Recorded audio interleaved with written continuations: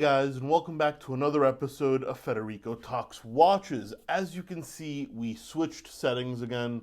This is kind of the sales room in the office. I'm the only one here, well, me and Batman, here today. Just came in to do a little bit of work, and I'm about to leave, but I figured I got a few questions from you guys, and I'd answer them in today's video. And we're going to be talking about everything from Langenzona to, how do I decide what watches to buy, and when is Rolex gonna upgrade their movements.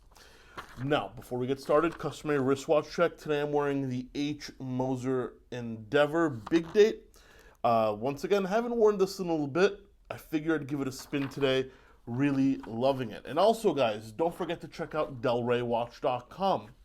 A bunch of new cool watches in stock.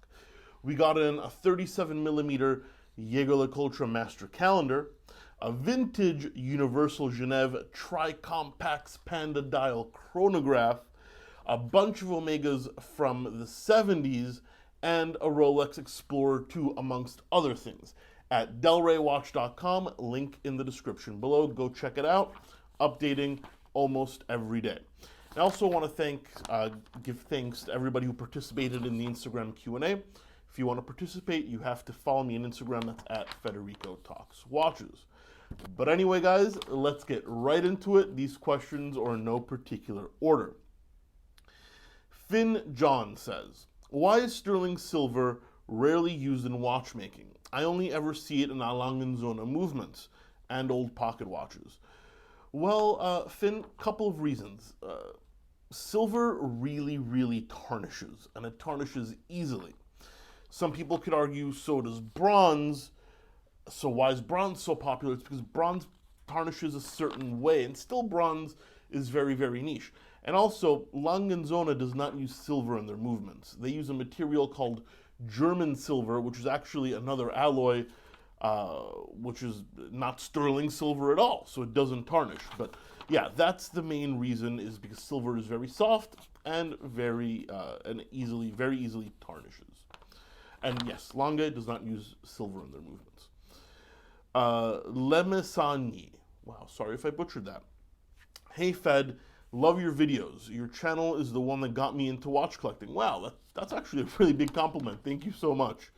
How do you like Parmesan Fleurier watches? I believe they're extremely underrated on the secondary market, provide great value for money. What are your thoughts?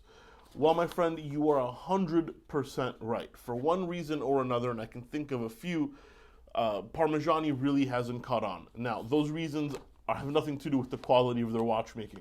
They're fickle reasons, marketing, naming, stuff like that.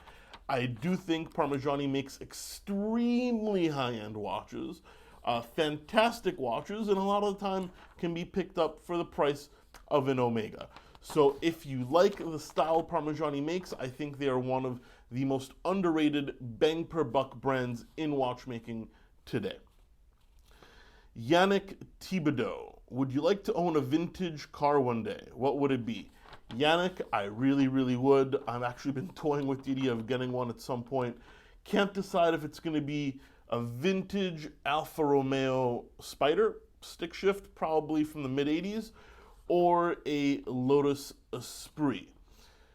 Something tells me the Esprit is cooler on the outside, but the Alpha is probably going to be less of a headache. And I don't think anybody's ever said that about an Alpha, ever. So you heard it here first. JM Di Fiore. Hey Fed, what do you think, what would you say is your favorite uber luxury watch brand? Think Jacob & Company MB&F. Well, I love MB&F. They make very unique stuff. Max Busser pushing the watch industry forward. But for me, it's easy. FP Journe. Getting a little bored of them lately. I think, I don't know.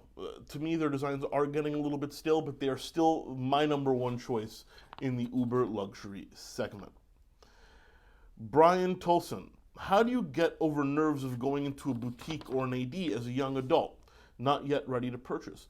Brian, I'm really glad you asked this question. I've worked at many ADs, and they want you to feel comfortable. I know a lot of ADs look stuffy from the outside. You might be scared of entering. Everybody's in suits. You might need to buzz in, full of expensive items. But honestly, they just want you to come in, even if you're not particularly ready to buy.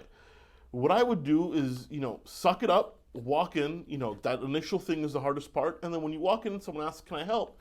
Just be honest with them. Hey there, I'm just here to look at watches. I'm not sure what I want in the future, but I figured I'd start my search. They'd appreciate the honesty. They're happy to have someone to talk to. And you know what? If they are a good salesperson, they're going to foster a relationship to sell you something down the road. So any customer that walks in is an opportunity. And, any good AD, Brian, should treat you extremely well. So please, it's just a facade that it's very stuffy and stuck up and unwelcoming. But actually, most ADs are extremely welcoming, so don't be afraid to walk in.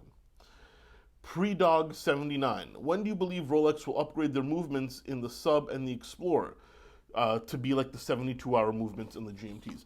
Well, Predog, I thought it was going to happen this year. I mean, they have them developed, I'm pretty sure. I was expecting this was going to be their announcement at Baselworld, but unfortunately, coronavirus, COVID-19, all that stuff happened, and Rolex pretty much canceled their 2020 releases, saying they're going to postpone until 2021. I think that's going to be the first thing they update.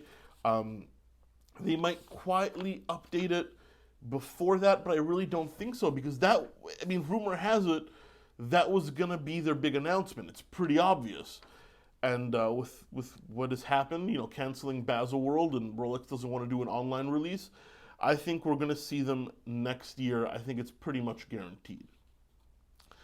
Eddie_Landsberg. How do you decide what to pick up from an IWJG show and other sources? Is it a gut feeling or just looking at what sells? Well, first of all, Eddie, thank you for asking the question. For you guys that don't know, IWJG is a watch dealer only convention where hundreds of dealers get together and trade stock. And guys, I don't know if you know this, but watch dealer to watch dealer, a lot of them are no nonsense, no bullshit. They don't want to answer your questions. So no one's looking to do you any favors. So first I think of what sells well. What did I sell last month? What are my customers asking me for? Second, I think of what's a good value. I mean, something that I might not necessarily want to buy, but that's such a good price, I'm going to buy it. And third, I think of, if something's wrong with this watch, how much is it going to cost to fix? Because here's the truth.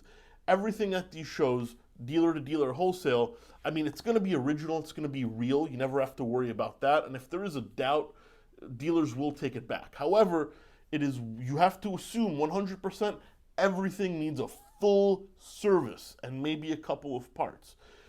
Dealers, once again, are not there to do you favors. They're trying to sell all, if the deal's too good to be true, you better believe you're probably going to have to do something to that watch. So always calculate the cost of service. So those are kind of the three things I do. And also, it's experience. After you go to your 10th show, your 15th show, your 20th show, you know kind of what booths to go to, you return, you know what deals are good, what deals are bad.